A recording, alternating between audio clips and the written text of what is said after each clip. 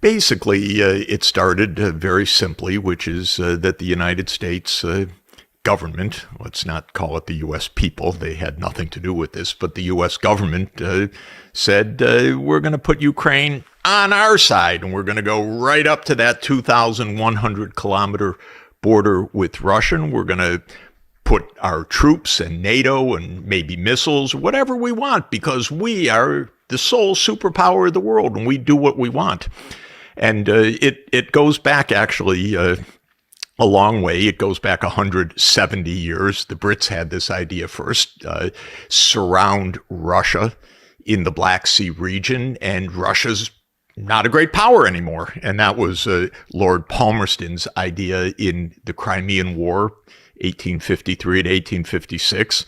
And the Brits taught us what we know about empire. And they basically taught us the idea, Russia, it needs an outlet. It needs an outlet to the Middle East. It needs an outlet to the Mediterranean. You surround Russia in the Black Sea. You have rendered Russia a second or third rate country. And Zbig Brzezinski, one of our lead geostrategists of the current era, wrote in 1997, let's do this. Let's make sure that we basically surround Russia in the Black Sea region. They got this idea that we'll expand NATO so that every country in the Black Sea around Russia is a NATO country. Right now, back then, Turkey was a NATO country. But we said, okay, we'll get Romania and Bulgaria, and we'll get Ukraine, and we'll get Georgia. Now, Georgia, not our Georgia, Atlanta, Georgia, Georgia of the Black Sea. We used to call it Soviet Georgia. Yes, Soviet Georgia, if you want to call it that. Home of Stalin. It's not NATO North Atlantic. It's way out there on the eastern edge of the Black Sea region. People can look at a map. But we said, yeah, we'll make Georgia part of NATO too.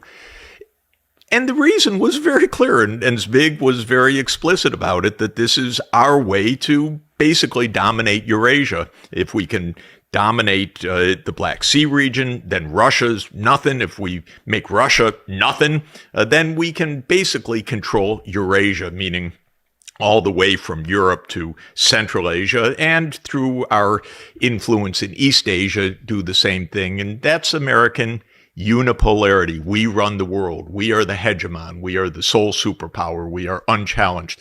So that's the idea. But why would you want that? Why would the Brits want that? Why does the U.S. State Department want that? What about Russia, which is not actually much of an expansionist power, is so threatening? It's not about Russia. It's about the U.S. It's about Britain before that.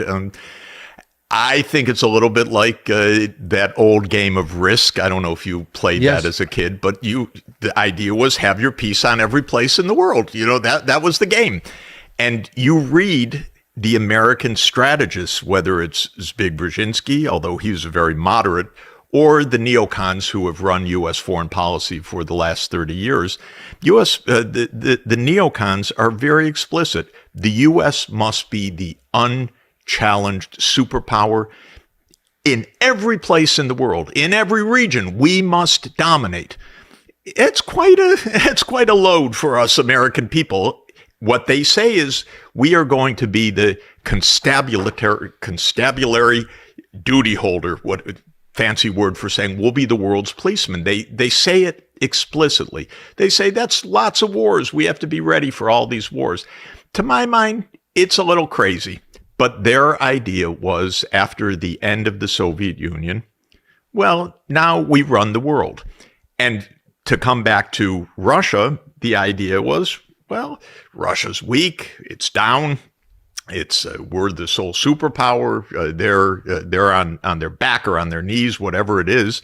And now we can move NATO where we want, and we can surround them. And the Russians said, please don't do that. Don't bring your troops, your weapons, your missiles right up to our border. It's not a good idea. And the U.S., I was around in those years, involved in Russia and in Central Europe, the U.S. was, we don't hear you. We don't hear you. We do what we want. They kept pushing inside the U.S. government in the 1990s when this debate was going, should NATO expand? Some people said, yeah, but we told Gorbachev and we told Yeltsin we weren't going to expand at all. No, come on. Soviet Union's done. We can do what we want. We're the sole superpower. Clinton bought into that. That was Madeleine Albright's line. NATO enlargement started. And our most sophisticated diplomats, we used to have diplomats at the time. We don't have them anymore, but we used to have diplomats like George Kennan, said this is the greatest mistake we could possibly make.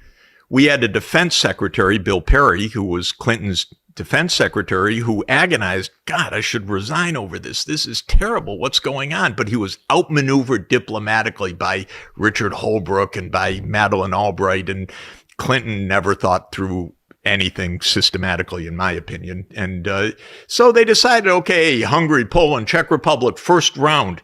And then Brzezinski, in a 1997 article in Foreign Affairs magazine, which is kind of the bellwether of foreign policy, wrote a strategy for Eurasia where he laid out exactly the timeline for this U.S. expansion of power.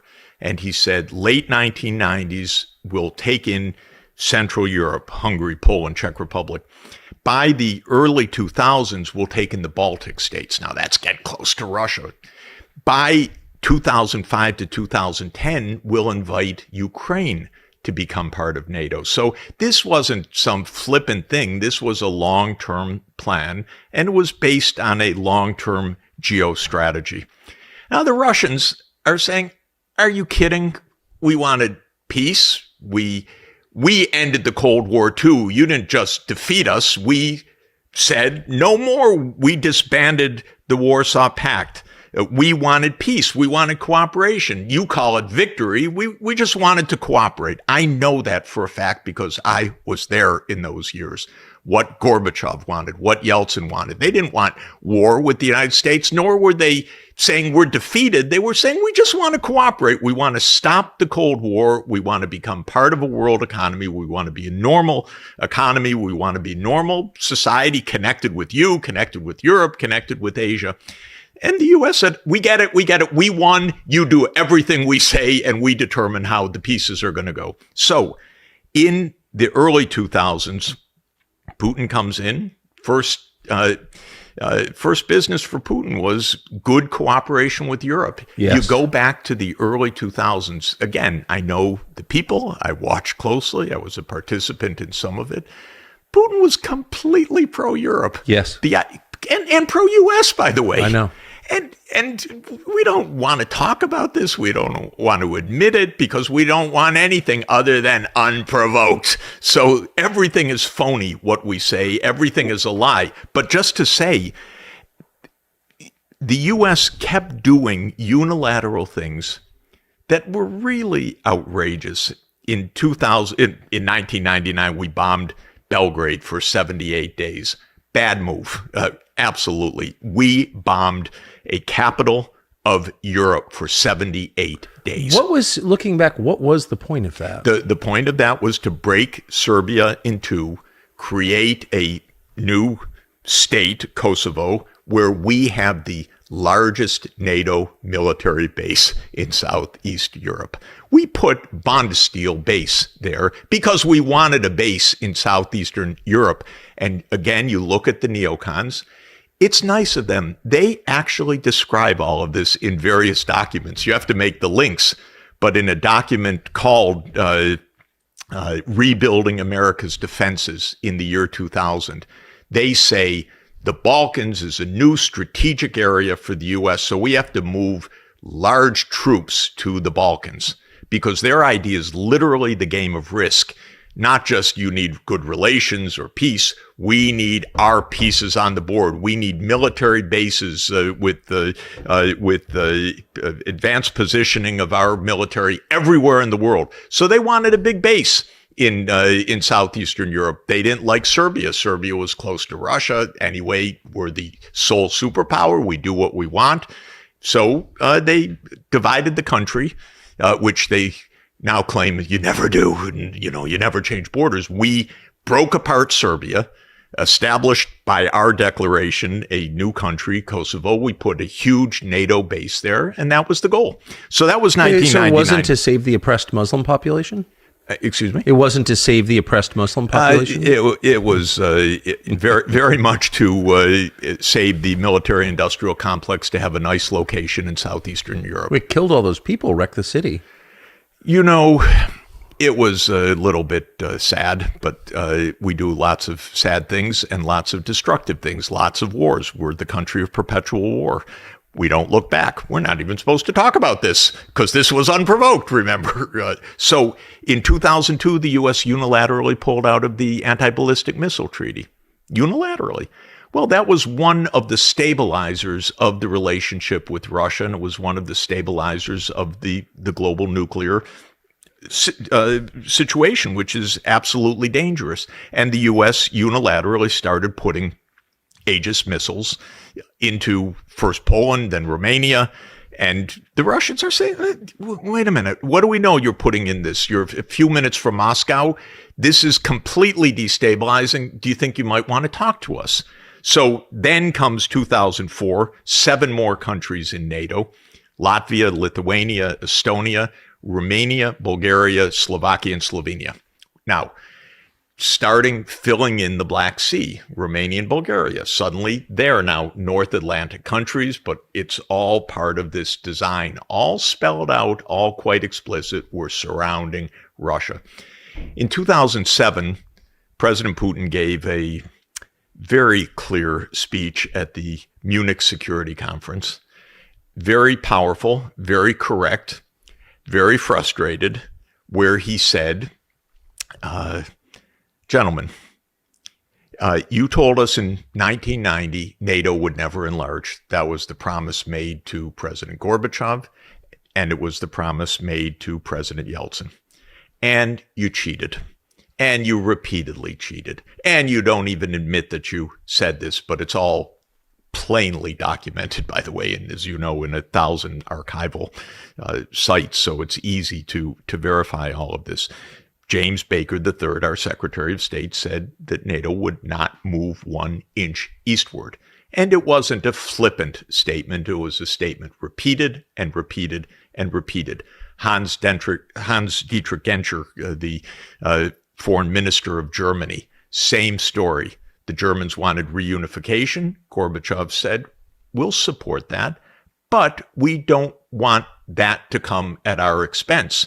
No, it won't come at your expense. NATO won't move 1 inch eastward, Mr. President. Repeated so many times in many documents, many statements by the NATO Secretary General, by the U.S. Secretary of State, by the German Chancellor. Now, of course, all denied by our foreign policy blob, because we're not supposed to remember anything. Remember, this was all unprovoked. So back to 2007, Putin gives this speech and he says, stop.